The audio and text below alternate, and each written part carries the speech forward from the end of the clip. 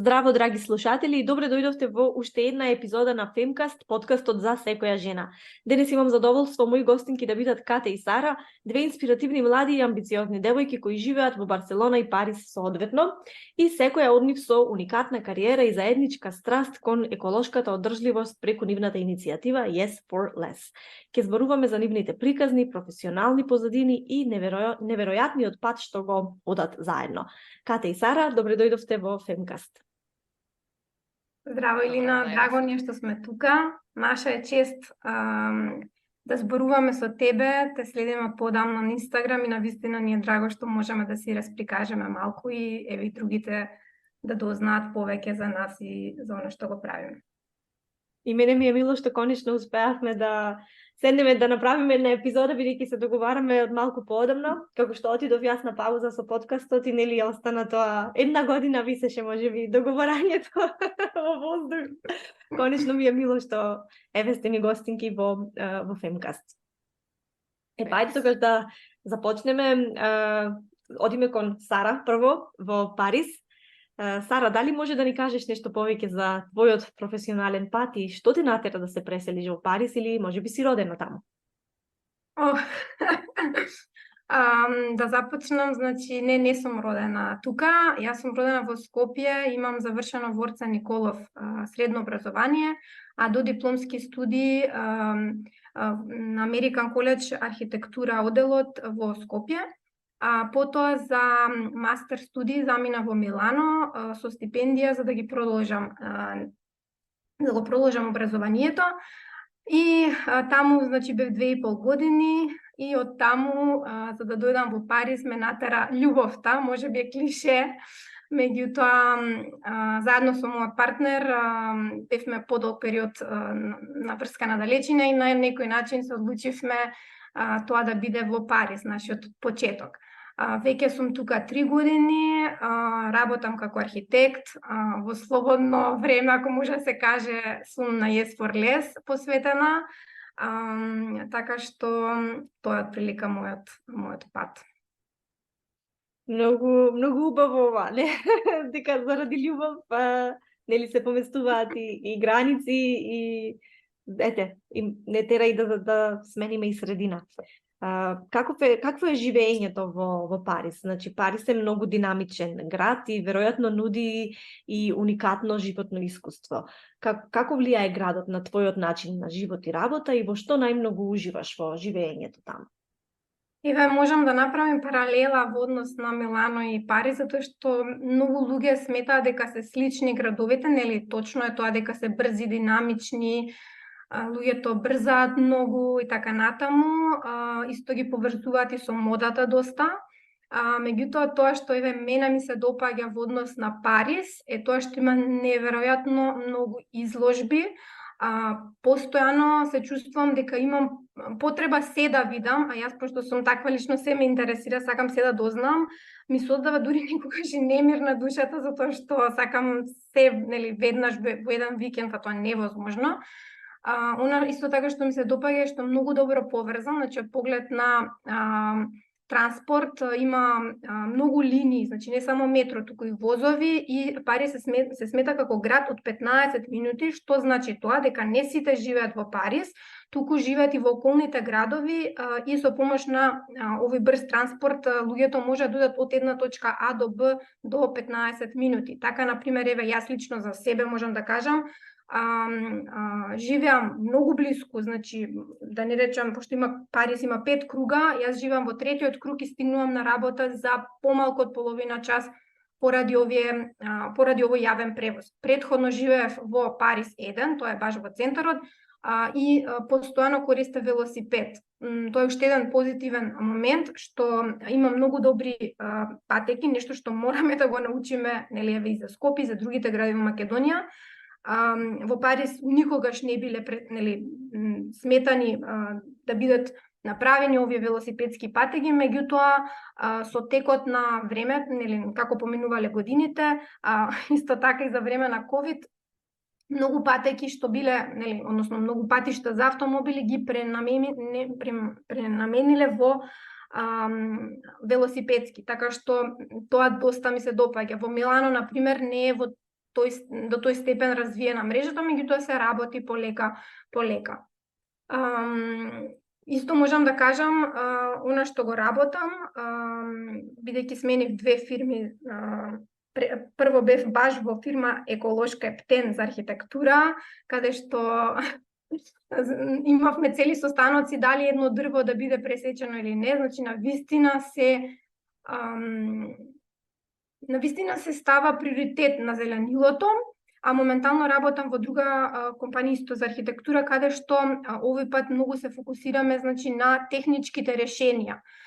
Например, за еден објект да има нула отпад во однос на водата да се значи да се реупотребува, луѓето се навистина свесни и учам навистина многу, затоа што има постојано некои настани, базар има многу интересни идеи кои што ги попримам како сунгер, со сеќам ги попримам сите и би сакала еден ден барем дел од нив да може да ги имплементирам во Македонија. Да, јас неодамна го посетив Париз и точно, значи не се забележуваат премногу автомобили на улиците, најчесто луѓето нели користат јавен превоз, што мислам дека немаме таква уште свест кај нас. Кај нас можеби затоа што јавниот превоз се смета како нешто што не е толку брзо и најчесто имаме проблеми со јавниот превоз, не го цениме толку многу и ни е тежок и како траума ни ако треба да го користиме. Меѓутоа се надевам дека во иднина, да не во далечна, се надевам во блиска и во Скопје, конкретно како голем град во Македонија, конечно ќе може да видиме и други алтернативни средства за јавен превоз, нели, да се крене малку свеста кај луѓето, конкретно за загадувањето. Конкретно сега излезе информација дека Скопје е на 15 град на најзагаден во светот, значи во светот, што е поразително, би рекла. Да, се надевам и јас, меѓутоа исто многу луѓе сметаат дека Париз е многу чист. Не е вистина, значи Париз е многу загаден, меѓутоа работат постојано да го подобрат воздухот.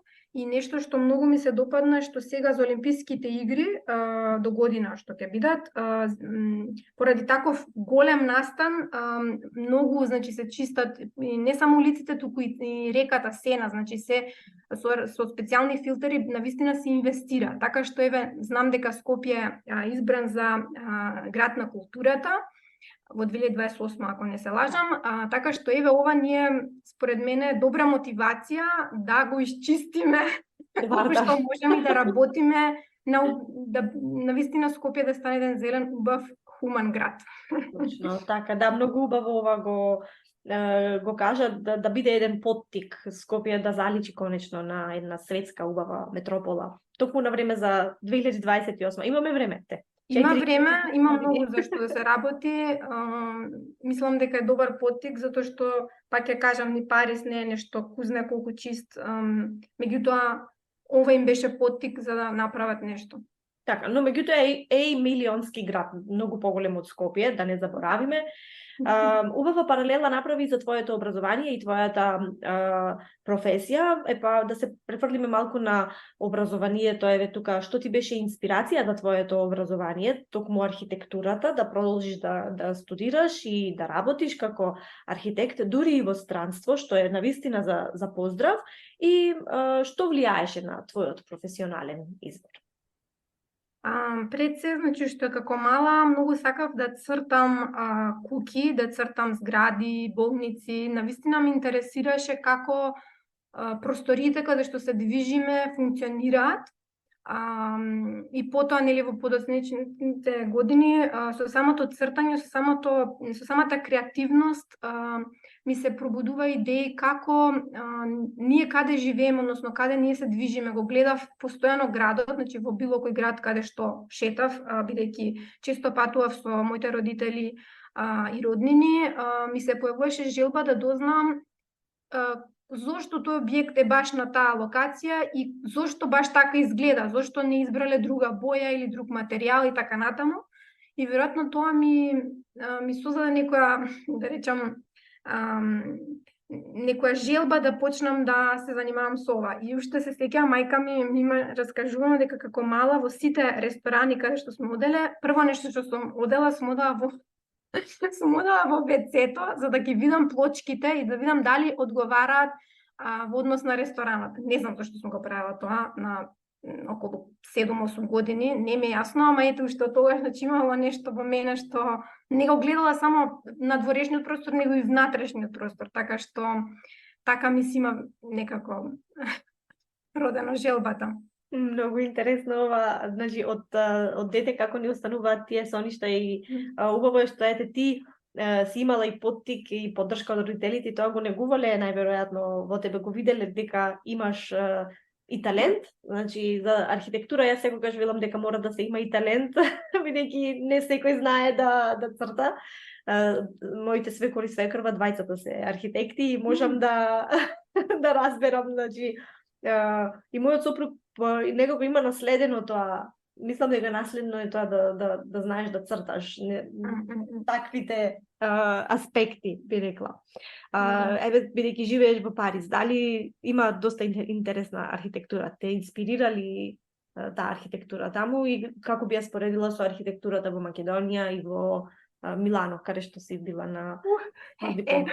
Ова ми е омилено прашање, затоа што често си го поставам самата на себе, каде ми се допаѓа повеќе архитектурата. Искрено во Париз многу работ, значи многу се гради, навистина размислуваат многу за материјали, размислуваат точно кој каде и зошто ќе стои.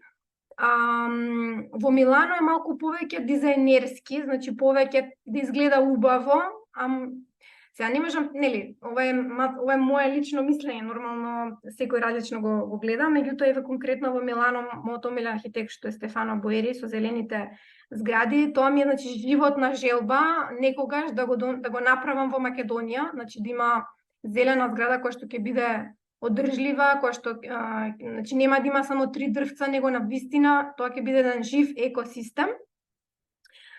Така што во однос на Македонија, нели, има многу да се работи. Гледам сега дека има доста млади архитекти кои што исто заминале во странство и се вратиле во Македонија, тоа навистина ме радува.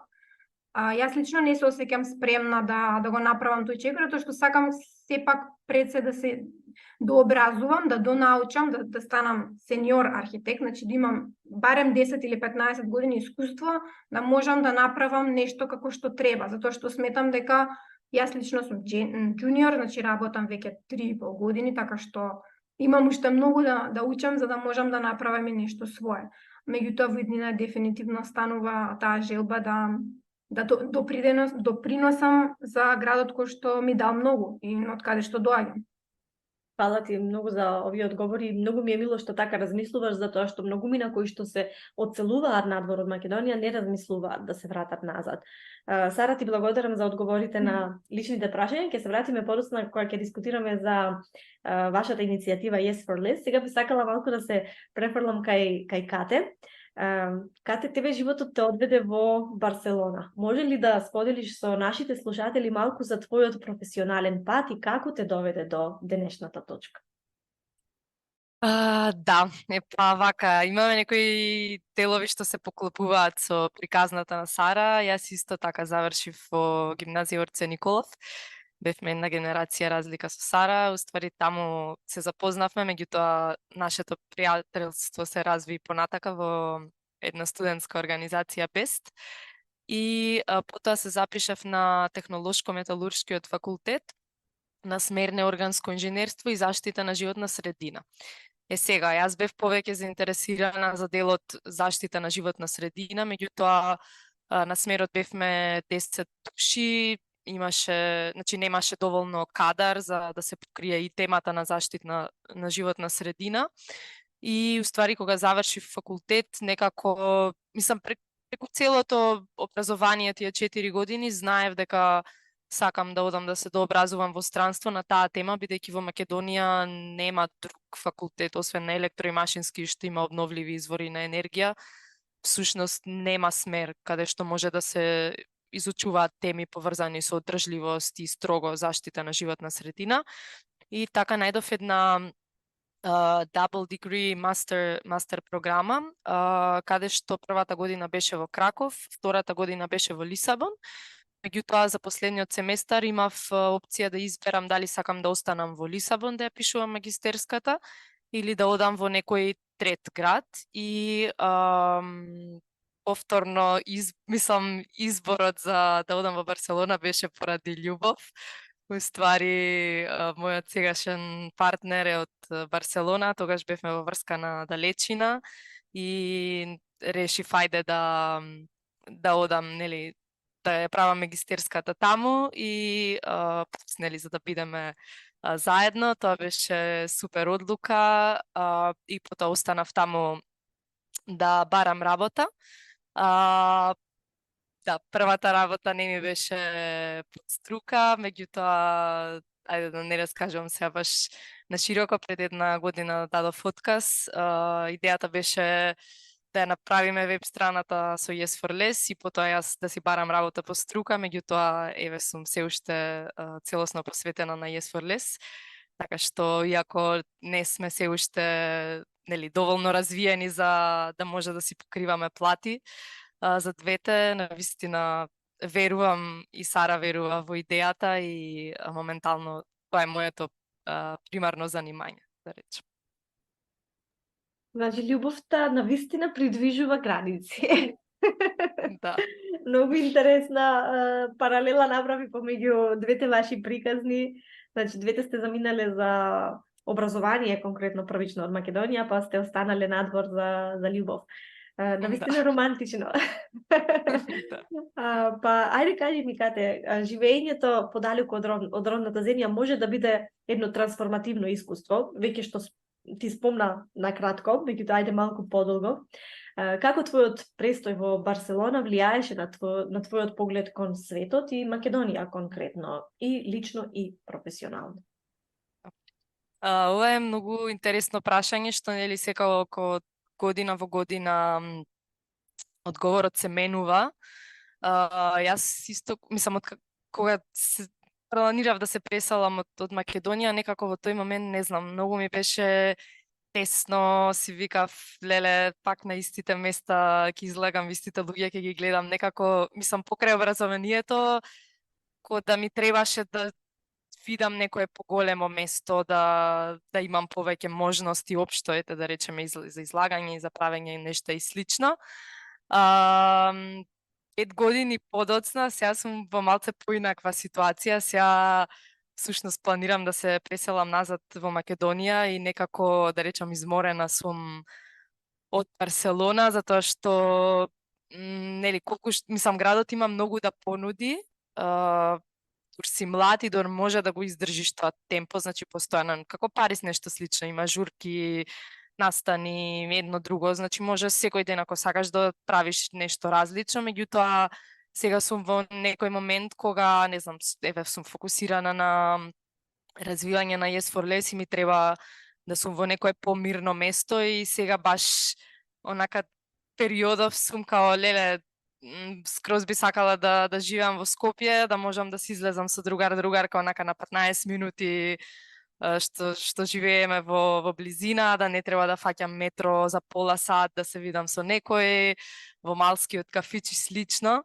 Така што генерално би рекла многу интересно живењето во странство како искуство, затоа што сваќаме и различни работи за нас, нели, уствари какво место ни прија како личности да живееме и што уствари сакаме во животот, меѓутоа мислам дека не се направи тој контраст, некогаш не можеме да знаеме што преферираме од различните опции кои ги имаме и дефинитивно од како се преселив, онака многу повеќе ценам некои работи од Македонија, затоа што и Сара исто може да се сложи, мислам ова нонстоп го зборуваме, дека гледаме некои работи таму и сваќаме како се во Македонија и претходно тоа за нас било статус кво, нели мора да е така, затоа што така сме научени.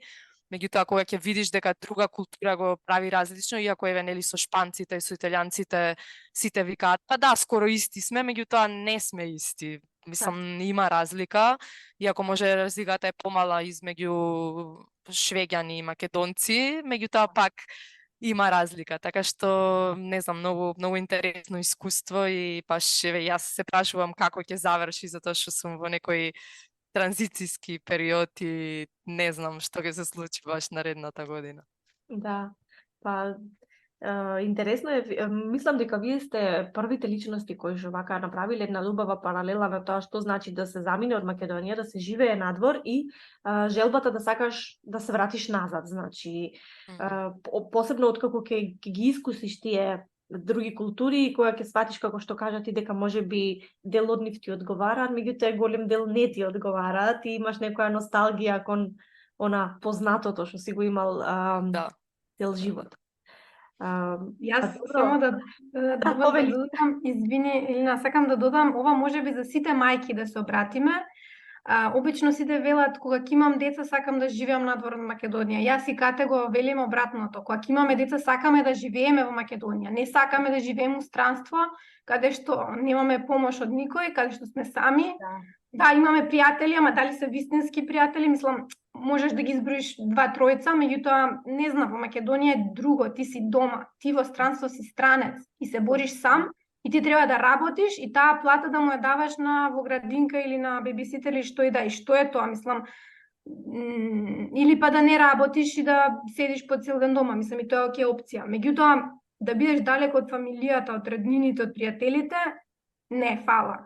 Така што, окей, се уште не сме мајки, се уште немаме деца, меѓутоа, еве, ова е наше мислење, на крајот од денот секој има право, нели, да одлучи за себе, меѓутоа, ако треба да се пресели, лично пред деца, за да видат луѓето вистински дека не цветат ружи во странство, дека не е се прекрасно, да, го има и тој прекрасен дел, дефинитивно, меѓутоа, го има и тој не толку прекрасен дел, така што тоа е нашиот совет. Да, за како личност која има дете, за дете навистина е потребно село, како секој треба да... Значи, фала ви што сте толку реални и искрени, што ова го кажавте еве двете од вашите лични искрени перспективи како е навистина, дека навистина не е лесно да се биде странец надвор од својата земја и дека не е толку лесен животот, како што може би многумина... Да, не е толку идеализирано колку што нели сите го прават. Така, да. Добро, Кате, спомна нешто за твоето образование, па знаеме дека тоа често игра клучна улога во обликувањето на нашите патишта и на тоа како ни се раѓаат некои желби и страсти, да речем, кои што можеби одамна сме ги имале, а не сме имале доволно храброст да пристапиме да ги направиме. Тоа е како со вашава иницијатива, нели, Yes for Less. Сигурно одамна тоа тлеело, па еве сега дојде време да процвета. Исто како кога некој почнува собствен бизнис или можеби нешто слично, па дали може да споделиш нешто плюс за твоето образование, работно искуство и што еве конкретно влијаело на твојот кариерен избор токму со тоа да сакаш да се занимаваш со одржливи извори на енергија и како настана таа екосвесност кај тебе? Ова прашање ми го има поставено и претходно и онака баш имам размислувано, нели, дали имало еден клучен момент кој би рекла дека баш тогаш ми се роди желбата за да работам во овој сектор, во заштита на животна средина и не сум пронашла се уште еден таков специфичен момент. Мислам дека тоа почнало од самиот почеток на мојот живот. Јас сум инаку родена во Битола, меѓутоа татко ми е од едно село од Демир Хисар и уствари првата година од мојот живот ја имам поминато во ова село. Моментално сум тука инаку. Така што баш интересно што е епизодава се снима локацијски од таму каде што почнал мојот живот. И интересно е затоа што двете баби што ги имам, едната жива, едната не е жива моментално, двете биле, едната е се уште многу штедливи во однос на ресурси. Нели го знаеме она од старите дека ништо да не се фрла, се да се искористи да се пренамени и слично, и татко ми, нели, родителите му го пренеле тоа на татко ми, и татко ми мислам дека цел живот некако го живеел тој живот на, нели, одржливост, уствари како што живееле нашите предци, и тоа најверојатно јас и брат ми сме го попримале несвесно, и од таму почнала таа некоја љубов и грижа кон животната средина. Мислам, татко ми исто така работи во секторот на животна средина, така што најверојатно и него дур сум го слушала, нели, цело време дур правел муабети, исто така со него почнав да планинарам, така што нема еден момент, меѓутоа се повеќе коцки кои се склопиле, и сум решила тогаш после средно дека сакам да отидам на тој смер, и откако видов дека, нели, немаше доволно од тоа што јас сакав да научам, потоа отидов и на магистерски студии, инаку магистерските студии конкретно ми беа за енергетска транзиција и алтернативни горива, меѓутоа она што најмногу ме интересира како тема е општо темата за менаџирање на отпад, значи на индустријско ниво и на онака домашно ниво, што се може да направиме, како може да избегнеме и слично. Така што интересно е дека се што ни се случува во животот од самото детство некако придонесува за нашата кариерна определба претходно, и јас, тоест потоа, и јас дефинитивно кога ќе имам деца планирам уште од мали да ги шетам по планини и по природа, бидејќи дефинитивно мислам дека од мали нозе се раѓа таа желба прво, нели, кон природата, и потоа и да ја заштитиме истата. Да, апсолутно се согласувам. Значи, ја цел живот во село живеам. Значи, од село сум конкретно, во близина на Струга, на 2 минути од Струга, меѓутоа се има многу голема разлика. Струга не е голем град, нормално, и едно со друго се, можеби и поврзани, како ја кажам, меѓутоа се има голема разлика, нели, растењето во град и растењето во село, и како гледаш на тие работи. И исто така, кога спомна од бабите ни останало тоа, немој да фрлаш и се тоа. Значи, денес можам да се фатам во ситуација кај што ќе си помислам, чекај малку, ова може ќе ми притреба. Да, исто. Тргнам на страна. Да. Добра споредба направи со тоа. Фала ти, Кате, што сподели малку од твојот живот, твоите инспирации, што те натерало да студираш и да работиш во таа професија, и нели како основа за да ја основате вашата иницијатива Yes for Less. Всушност многу е интересно како вие двете доаѓате од различни позадини, меѓутоа толку некако испреплетени ви се, нели, и професионално, и инспирациите позади вашата иницијатива. Па, ајде сега да се префрлиме на темата кон вашата заедничка иницијатива Yes for Less. Што ве натера да ја започнете оваа еко иницијатива и како се појави идејата? Епа вака, јас и Сара, нели, се преселивме двете за магистерски студии во странство, инаку претходно станавме најдобри другарки кога бевме заедно во бордот на студентската организација ПЕС, значи таму во 1,5 година имавме можност да работиме онака буквално како колеги, да сме во фирма, значи секој ден имавме некакви активности, организиравме повеќе настани, и да речам тогаш се испробавме некако дека добро ни оди работењето заедно, и потоа пријателството си остана и понатака, и нели си останавме во контакт како се преселивме во странство.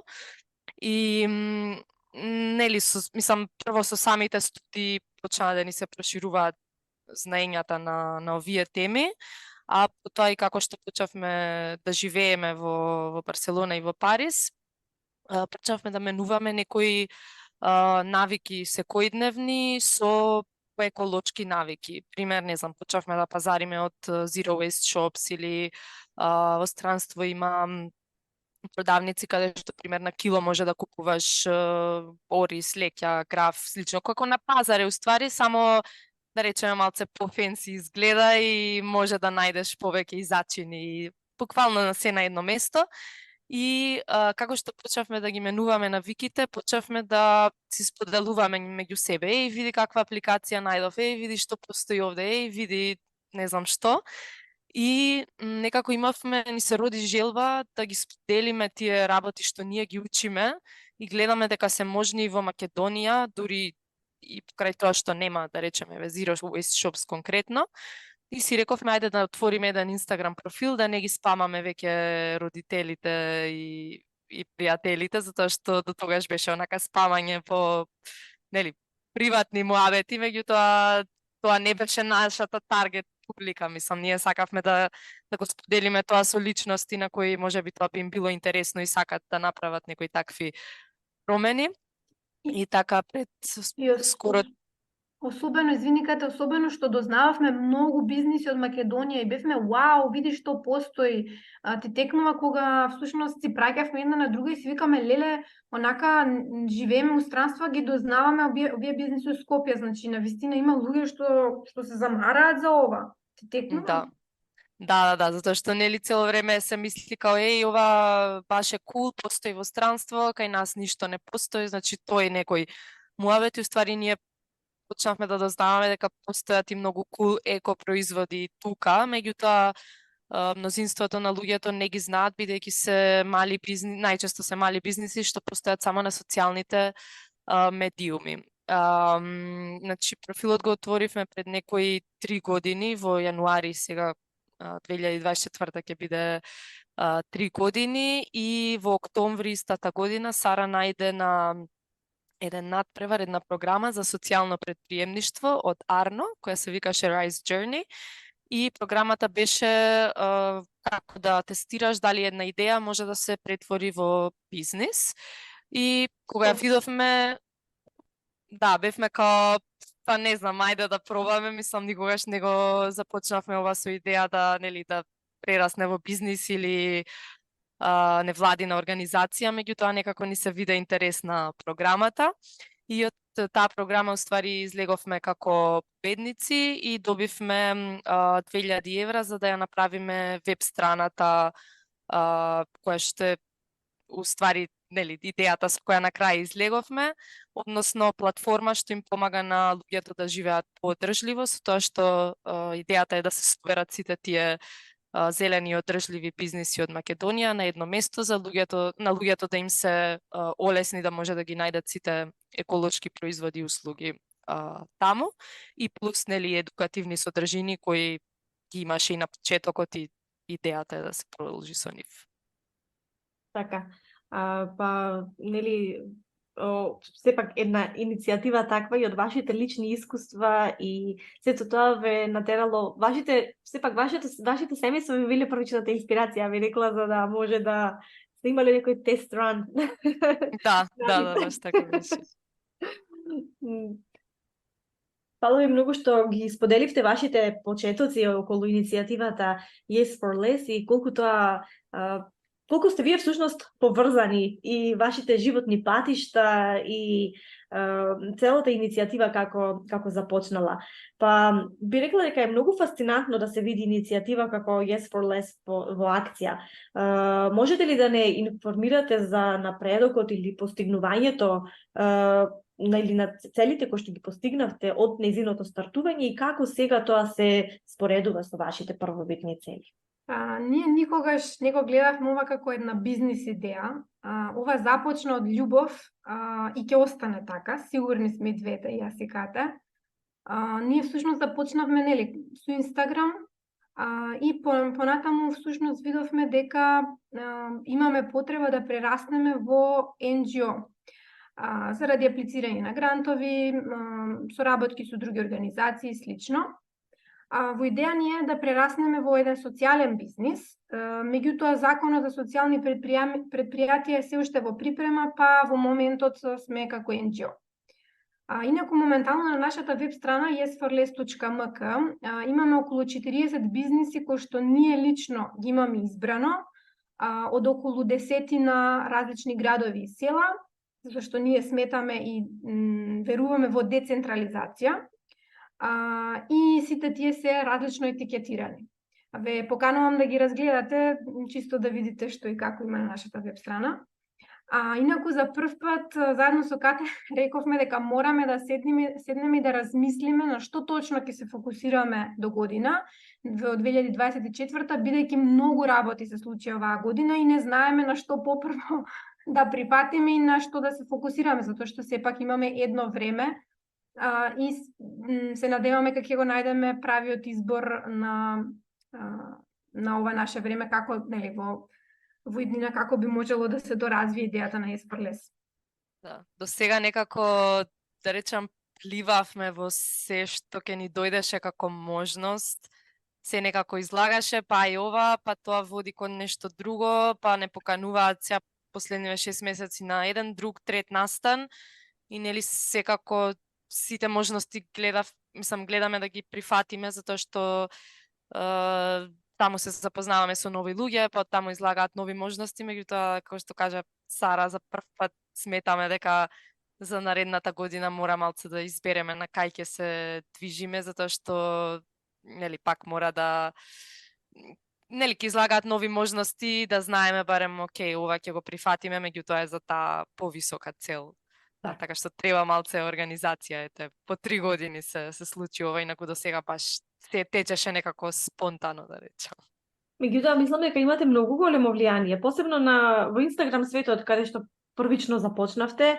На почетокот многу луѓе беа воодушевени со вашата идеја. Јас се сеќавам, прв пат дознав за вас од моја колешка од работа, од претходната фирма во која што работев и ве споделуваше постојано кај неа на стори и мене ми беше многу интересна вашата иницијатива и така ете, на тој начин слушнав за вас, значи буквално од еден на друг човек и верувам дека и други луѓе кои што ќе го откријат вашиот Инстаграм профил сега се воодушевени затоа што навистина не достигаат такви иницијативи кај нас или можеби ги имало, но потоа згаснувале. Каснале, да. Така.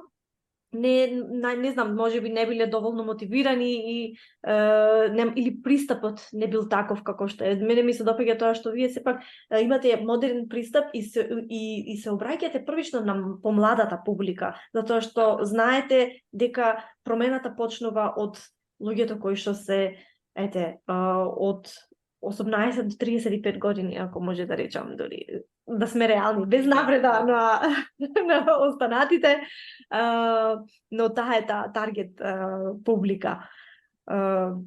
Така, па линкот до вашиот вебсайт јас ќе го ставам во описот на оваа епизода и сите кои што сакаат можат да ја посетат вашата веб страна и да дознаат повеќе за сите активности кои што ги имавте во минатиот период и кои што ќе ги имате во иднина и секако да се вклучат и самите да придонесат некако за подобрување на животната средина.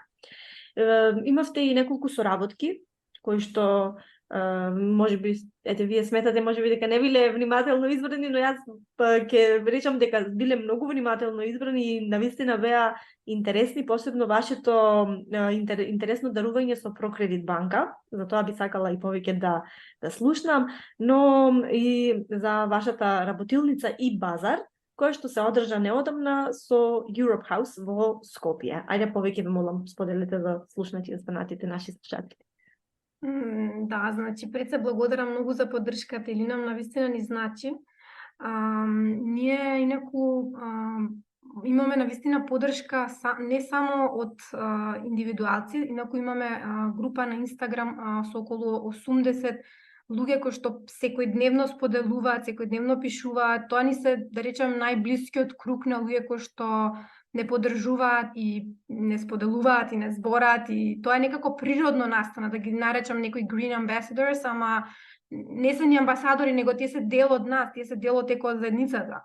Покрај нив, значи покрај луѓето кои што постојано не споделуваат, имаме соработувано пред се со, всушност идејата започна со споделување и со поддршка на мали бизниси, меѓутоа еве видовме оваа година дел од поголемите бизниси и дел од дури од организации почнаа да не контактираат и всушност рековме зошто да не, нормално ги бираме, значи имаме добиено од се што да не речам, меѓутоа имаме ние избрано со кого ќе соработуваме. Тоа се најчесто компании во кои што веруваме во нивниот проект, во нивната кампања. Па така се случија, значи, Скопско, тоа беше за нивната кампања за зачување на Охридското езеро. Потоа имавме соработка и се уште имаме соработка со Санилens, тоа е за селектирање и рециклирање на отпадни масла. Прокредит, како што спомна, всушност имавме две соработки. Едната беше всушност нивна поддршка на малите бизниси. Тоа се Omo Bike Stand, кој што имаа торби за велосипед изработени од билборди. И Second Cycle, тоа се всушност лампи направени од отпад. Значи, навистина многу ни се допаѓаат вакви идеи и уште повеќе се радуваме кога можеме да наградиме некоеве за постојаната поддршка која што добиваме. Инаку Europe House не контактира заеднички да го направиме првиот базар за мали зелени бизниси, како и работилница. И навистина, не знам, уште сме под импресии покрај тоа што пројде многу еден месец колку и поише, меѓутоа уште сме под импресии, се уште луѓе ни пишуваат колку фалило нешто такво кај нас во Македонија. Всушност содржа, значи тоа беше продолжен викенд и покрај тоа дојдоа 250 луѓе за околу 4 часа, значи не знам, навистина сме благодарни за поддршката и ова беше само еден мал почеток и во иднина планираме да продолжиме со истиот тек. Покрај тоа, исто така имавме различни покани на кои што Кате беше ментор и предавач, меѓу кои имавме, значи, стартап уикенд Скопје, на Машински факултет, еве сега моментално и на сајамот за креативни индустрии во Сити Мол. Во иднина исто до година не контактирај од многу организации, Go Green, City Mall, Fashion Weekend Скопје и така натаму. Така што не радува тоа што луѓето се освестуваат, организациите се заинтересираат и всушност преку нас може да дојдат до екосвесните луѓе во нашата држава. Секако не се уште нели работиме на зголемување на мрежата, меѓутоа тоа се доаѓа по природен пат и ние веруваме дека органски треба да се расте, не веруваме многу во да речам платени програми и така натаму, веруваме дека баш тоа како што кажа од уста на уста и така натаму е најубавиот и најправилниот во моментов за нас начин.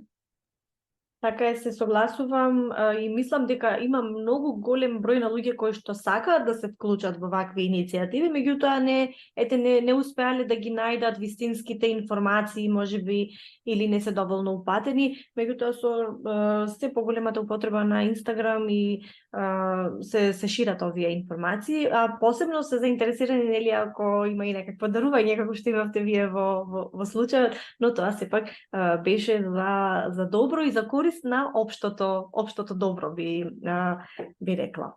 Кате, дали сакаш нешто да додадеш на ово прашање?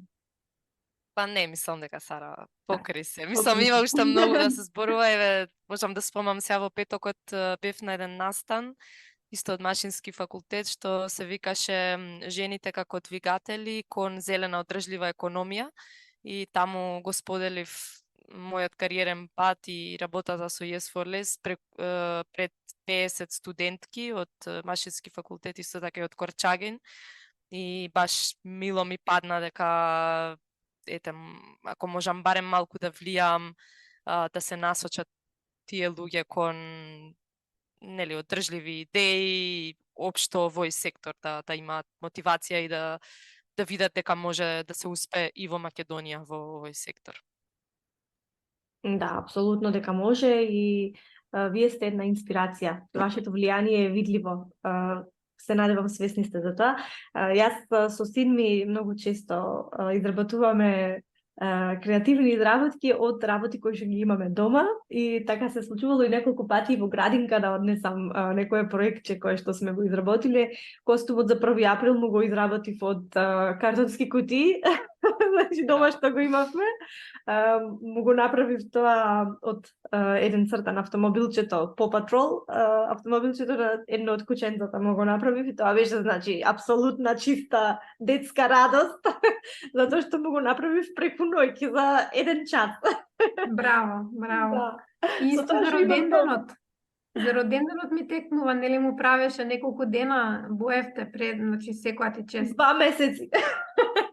2 месеци. Да, 2 месеци се спремавме за роденденот, меѓутоа се беше рачно изработено и едноставно уживање беше. Би сакала да имам повеќе време, ми недостигаат сати во денот, можам да кажам, за се што... Секогаш е тоа проблемот. Да, посебно деца кога имаш, ми недостигаат сати во денот за да може да направам се што сакам. Посебно дека сум на многу страни сум, но да, за роденденот искористивме, еве ќе кажам сега тука токму на муабетов, темата е таква, искористивме работи кои што ги имавме дома и зедов неколку пакети од маркетот кој што го имаме во соседството, тука ние под зграда и најдов неколку големи пакети, му направивме ракета. Една од работите беше од која што направивме беше ракета, па со другиот пакет ја направивме масичката да изгледа како картонска кутија. Ако сте го гледале цртанот Toy Story, нели играчките кога ги донираат и пишува на нив Sunnyside и масичката каде што беше тортата, така беше заградена со пакетот и пишуваше Sunnyside, па кога дечињата беа наоколу да дуваат тортата, изгледаше како да се нели во пакетот од Sunnyside.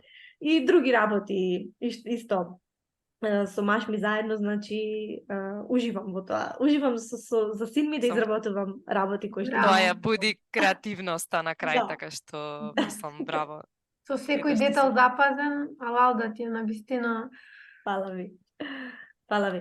Па ајде, гледајќи напред, да ми кажете сега кои се вашите планови за иднината, како поединци, секако за Yes for Less. А потоа може и да споделите нешто за вашите хобија и интереси надвор од вашиот професионален живот. Па ајде вака ќе кажам накратко за плановите за Yes for Less. Нели оваа година во јули ја пуштивме во етер нашата веб страна.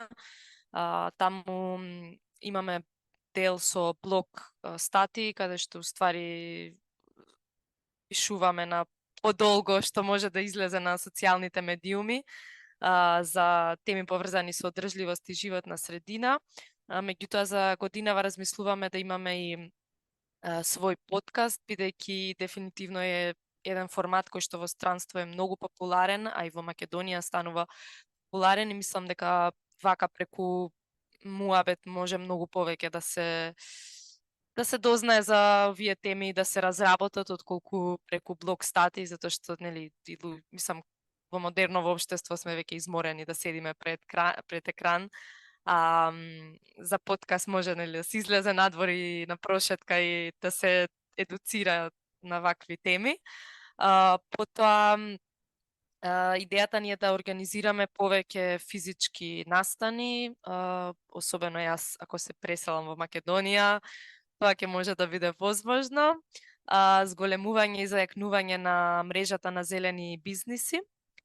Моментално, како што кажа Сара, имаме околу 40 на бизниси, меѓутоа постојано ни пишуваат нови дека би сакале да се приклучат кон мрежата, меѓутоа нели имаме одреден процес на селекција, па не е тоа ајде пополни еве си на веб страната, него навистина сакаме да разгледаме и да се увериме дека тие припаѓаат таму.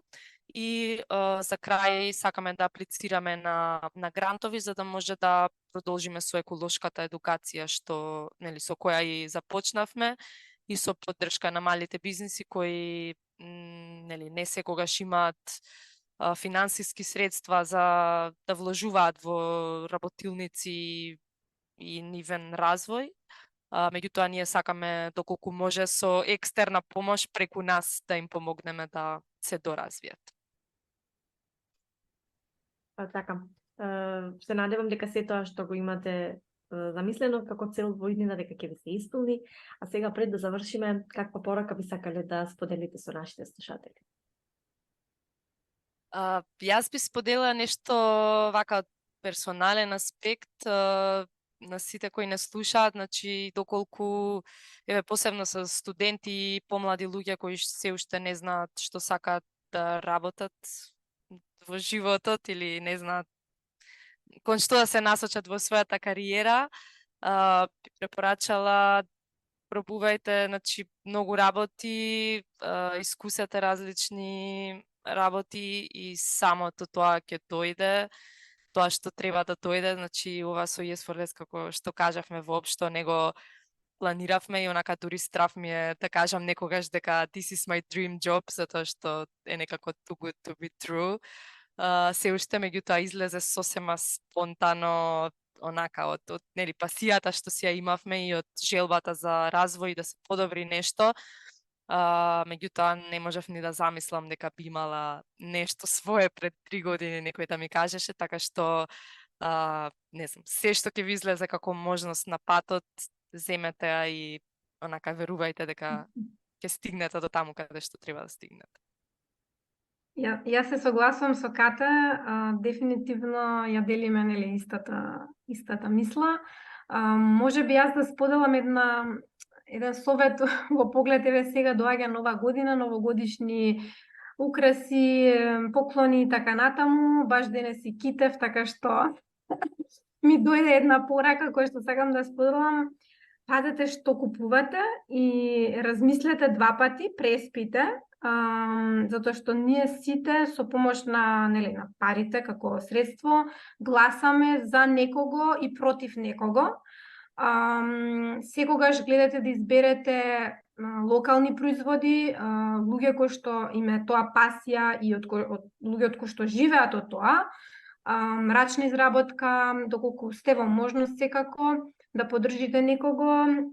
Ние преку Yes4Less планираме во текот на декември заедно во соработка со другите бизнеси да дадеме и некои попусти, поради тоа што сме свесни дека не секој може да си приушти, меѓутоа во секој случај на сите им е нешто потребно, така што кога ќе купувате, прво размислете дали вистински ви треба, а потоа слободно обратете се кај нас и кај нашите кај бизнисите од нашата мрежа да видиме што би можело да биде како добра идеја за подароци. Така што останете добри и чувајте се. Ви благодарам многу за овие 2 прекрасни заклучни пораки. Значи мислам дека пренесовте нешто што е навистина важно, посебно да се запамти во ова доба на претеран консумеризам би рекла, и да не се трошат точно премногу пари на работи кои што можеби ниту нас, а ниту на луѓето на кои што сакаме да им ги подариме и се потребни, и да купуваме производи кои што се избрани со внимание. Да, и кои што може да се користат со години и да останат дури и во наследство такви производи и такви подароци. Ката и Сара, ви благодарам што бевте мои гостинки. Се надевам дека со нашиот разговор инспириравме некој да се приклучи на вашата еко иницијатива, дури и самиот да придонесе кон подржлива животна средина. Благодариме и тебе за поканата. Благодариме многу. Се слушаме во следната епизода на Femcast.